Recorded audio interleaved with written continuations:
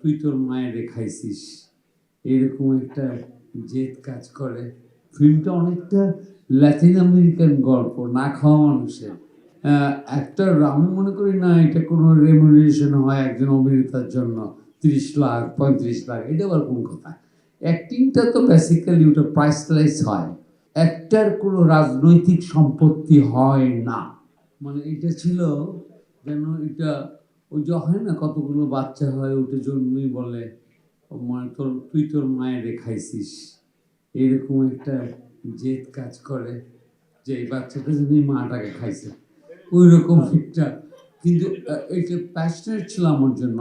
আমি কিছুটা হলো আমি ডিরেক্টরটা যে ইন্টারনাল প্রসেস সেটা ছিল আমার সাথে অনেক দিনের। এরকম যে আমি প্রথমে তার সাথে একটা শর্ট ফিল্মে কাজ করি, টিয়ার গল্প, এবং ওই ওই ওই ফিল্মটা করতে গিয়ে আমার মনে হলো না এর সাথে কাজ করা যায়, কারণ একটু নতুন রাস্তাঘাট খুঁজে বেড়ার চেষ্টা করে। ওখান থেকে আমার এক ধরনের সক্ষতা তৈরি হয়, এবং আমি সেই সক্ষতায় সে দীর্ঘদিনের একটা এক্সারসাইজে সে তার মতো তার প্রস্তুতি নেয়, আমি কিছুটা নেবার চেষ্টা করি। একাডেমিক্যালি আমি ছবিটাকে দেখেছি, কারণ এই ছবিটা আসলে এটা আসলে 3 কোরের ফিল্ম বেসিক্যালি। এটা এই মাপের একটা ইকোনমিক্যাল যদি গ্রাউন্ড লেভেলটা থাকতো ফিল্মটা, কিন্তু ফিল্মটা তা হয়নি। ফিল্মটা অনেকটা ল্যাটিন আমেরিকান গল্প, না খাওয়া মানুষের। লাতিন আমেরিকান ফিল্ম মেকাররা যেমন একেবারে পুঁজিবিহীন একটা জায়গা থেকে শুরু করে দেয়, একটা পর্যায়ে গিয়ে সে এমএলএ খুঁজতে গেরা হয়ে যায়।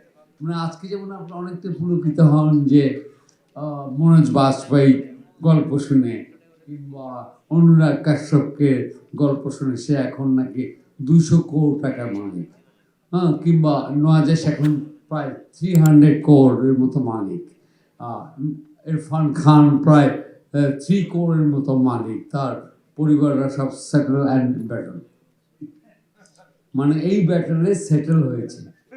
এটা তো একটা ব্যাপার। তো এটা তো সাউথ এশিয়ান অ্যাক্টরদের অনেক ভাগ্য খুব ভালো। শুধু আমাদের এখানে একটা আমি মনে করি না এটা কোনো রেমুনারেশন হয় একজন অভিনেতার জন্য 30 লাখ 35 লাখ, এটা আবার কোন কথা।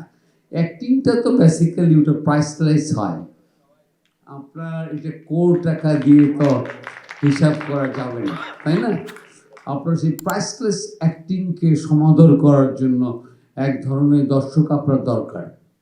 কিন্তু আপনি যদি কারিশমা করে অনেক ধরনের পলিসি কইরা সেই অডিয়েন্সগুলোকে একটা একটা অন্যরকম জায়গায় নিয়ে যান, বিশেষ করে এটা কিন্তু আমাদের যে গত 50 বছরের ইতিহাসে এটা আমরা দেখি। কিন্তু আমরা একটু একাডেমিক্যালি রিসার্চ করলে, আর্কাইভ কি করে আমি জানি না, একাডেমিক্যালি রিসার্চ করলে এক একটা দর্শককে বাংলাদেশের ফিল্ম তার ক্যারেক্টারিস্টিক্স এটা আপনার কাছে পরিষ্কার হবে।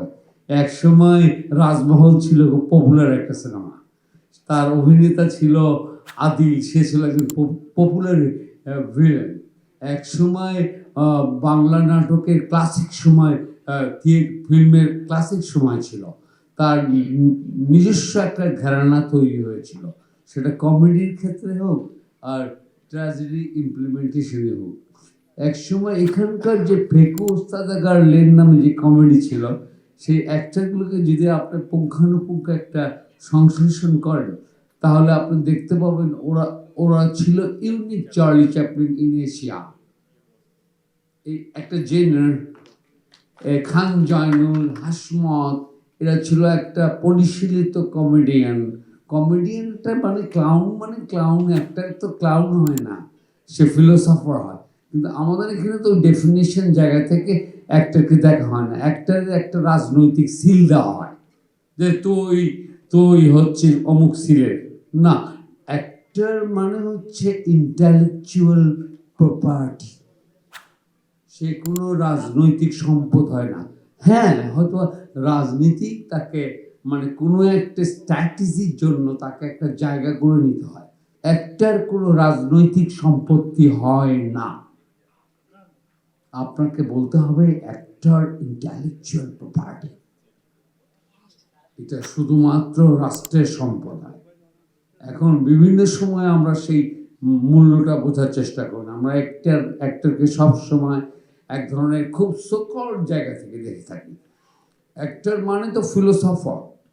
একটা শুধু অ্যাকশন করে, তার কাপড় খোলে, এটাই শুধু আপনি দেখেন কেন?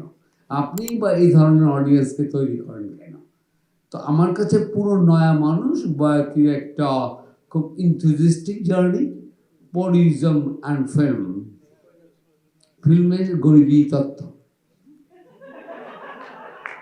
না, এটা শুধু বয়াতি না, বয়াতি তো ইনস্ট্যান্ট। ফিল্মের গরিবী তত্ত্ব হচ্ছে সাউথ এশিয়ার ফিল্মের একটা ডিসক্রিমিনেশন, ওই ক্যাটরিনা কাইফ কম্প্যারিজম।